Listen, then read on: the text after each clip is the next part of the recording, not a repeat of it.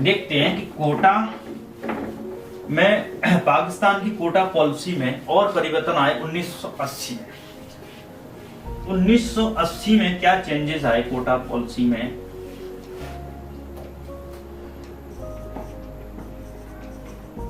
उन्नीस में जनरल सैन्य शासन था पाकिस्तान में उस समय 1980 के दशक में।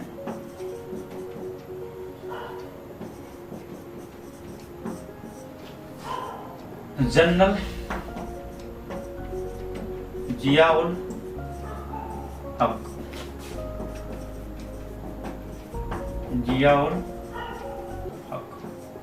इन्होंने ये जो जनरल थे ये जो है पाकिस्तान के संविधान को महत्व नहीं देते थे। ये कहते थे पाकिस्तान का संविधान तो कागज का टुकड़ा है, इसे मैं कभी भी फाड़ सकता हूँ, ऐसा इनका मानना था। ये कहते थे पाकिस्तान के संविधान के बारे में इनका ऐसे, क्योंकि 1973 का जो संविधान था कॉन्स्टिट्यूशन ऑफ पाकिस्तान, यानी कि 1973 का जो पाकिस्तान का संविधान था 1973 का जो पाकिस्तान का संविधान था उसके बारे में इनका मत ये था जियाउल हक का कि मैं पाकिस्तान के संविधान को मैं कागज का टुकड़ा मानता हूँ, इसे मैं कभी भी फाड़ सकता हूँ। ये जनरल थे, ये सेंस जो है डिक्टेटर थे। इन्होंने कोटा सिस्टम में कुछ चेंजेस किए गए, या कोटा पॉलिसी में क्या किए इन्होंने चेंजेस किए गए। ये चेंजेस किया गया कुछ नहीं, इन्होंने एक जो है आर्म फोर्स का कोटा, आर्म फोर्स के कोटे को इन्होंने इंट्रोड्यूस किया गया। आर्म फोर्स के कोटे को ऐड कर दिया गया। इन्होंने क्या किया, एडेड कर दिया किसको, आर्म फोर्स के कोटे को इंट्रोड्यूस किया गया। जैसे पाकिस्तान की जो सिविल जो सेंट्रल सुपीरियर सर्विस है, जैसे इंडिया में आईएएस है, अखिल भारतीय सेवा होती है, पाकिस्तान जो है हमारे देश में यूपीएससी जितने एग्जाम कराती है उसमें जो कोटा सिस्टम फॉलो होता है, तो ऐसे ही वहां पे पाकिस्तान में सेंट्रल सुपीरियर सर्विस होती है, उसमें भी कोटा फॉलो कैसे 10% कोटा इन्होंने इंट्रोड्यूस करा दिया गया। उन्होंने कहा कि सीएसएस की जितनी भर्तियां होती हैं, सीएसएस की जितनी भर्ती होंगी या जितनी रिक्रूटमेंट होंगी, जितनी सीटें होंगी, उसमें 10% जो सीटें सेना के लिए रिजर्व होंगी, सेना के अधिकारियों के लिए रिजर्व होंगी। ऐसा इन्होंने यानी कि सैन्य कोटे को, आर्म फोर्स के कोटे को इंट्रोड्यूस किया गया। किसने? जियाउल हक ने।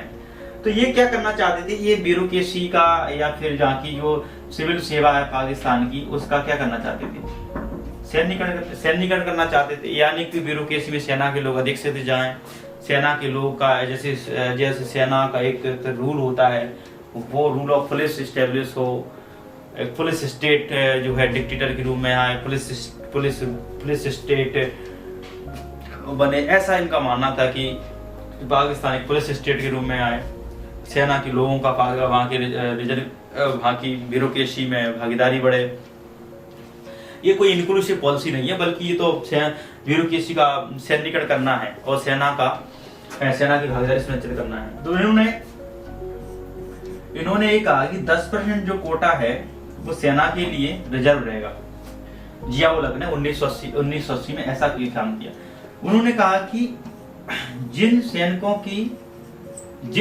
की 32 से कम एज है वही सीएसएस के एग्जाम में सीएसएस का एग्जाम दे पाएंगे, और उनकी हाई एवरेज से नीचे रैंकिंग नहीं होनी चाहिए। हाई एवरेज से कितनी?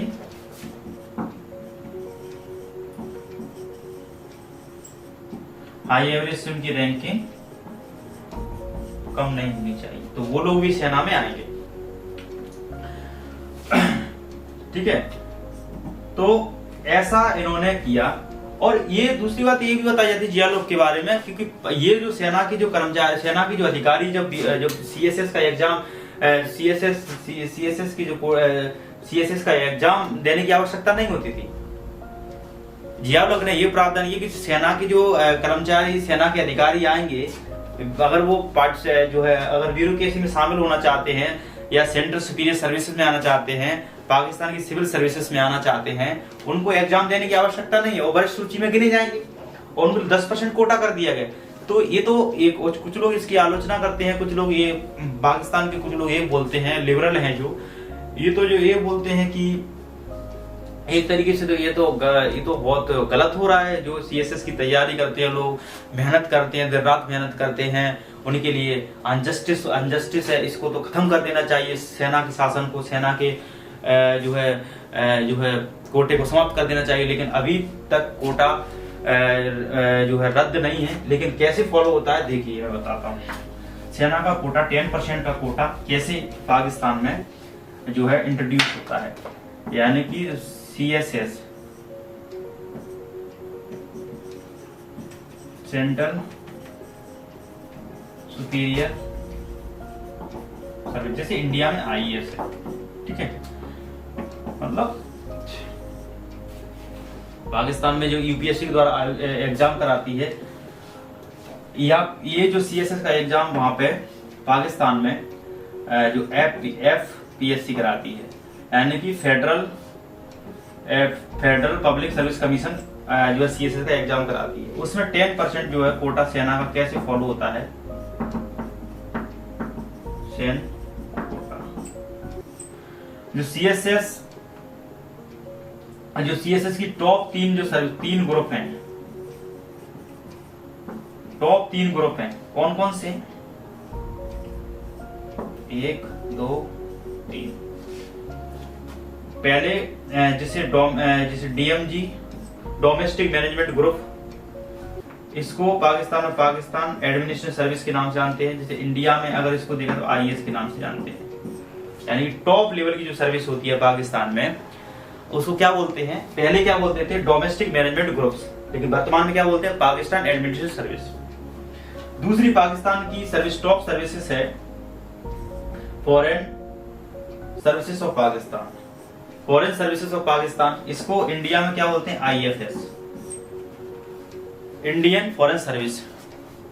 और तीसरी जो पाकिस्तान की जो police services of Pakistan, police services of Pakistan, यानी कि पुलिस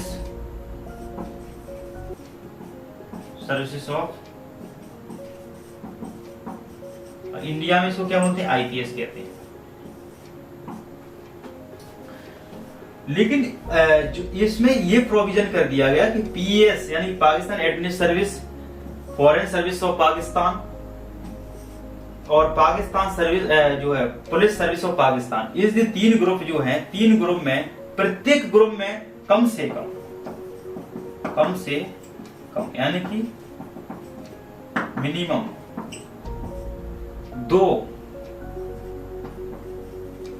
2 अधिकारी सेना से होने चाहिए। ये जो 3 ग्रुप में कम से कम 2 अधिकारी, कम से कम मिनिमम 2 अधिकारी सेना से होनी चाहिए। जिया वो लगना क्या प्रोविजंस किया गया कि जो 3 जो ग्रुप है पाकिस्तान में, यानी कि जो पीएस यानी पाकिस्तान एडमिनिस्ट्रेशन सर्विस, जैसे इंडिया में टॉप लेवल की सर्विस है आईएएस है, तो पाकिस्तान टॉप लेवल सर्विस को पीएस के नाम से जानते हैं। पहले ये डोमेस्टिक मैनेजमेंट ग्रुप के नाम से जानते थे। दूसरी सर्विस है फॉरेन सर्विस ऑफ पाकिस्तान, इसे इंडिया में आईएफएस के नाम से जानते हैं, इंडियन फॉरेन सर्विस। और तीसरी सर्विस है पाकिस्तान में टॉप लेवल की पुलिस सर्विस ऑफ पाकिस्तान, इसे इंडिया में आईपीएस के नाम से जानते हैं, यानी कि पुलिस सर्विस ऑफ पाकिस्तान। इसमें 3 ग्रुप में कम से कम 2 अधिकारी सेना से आने चाहिए। कम से कम 2 अधिकारी, अधिकतम कितने हो सकते हैं? 2 अधिकारी सेना से आने चाहिए। ऐसे फॉलो होता है कोटा पाकिस्तान। तो ये क्या है? एक सेना का पार्टिसिपेशन ब्यूरोक्रेसी में लाना है, यानी ब्यूरोक्रेसी यानी कि पाकिस्तान की सिविल सर्विस उसका सैनिकरण करना चाहते थे ये लोग, जिया उल हक।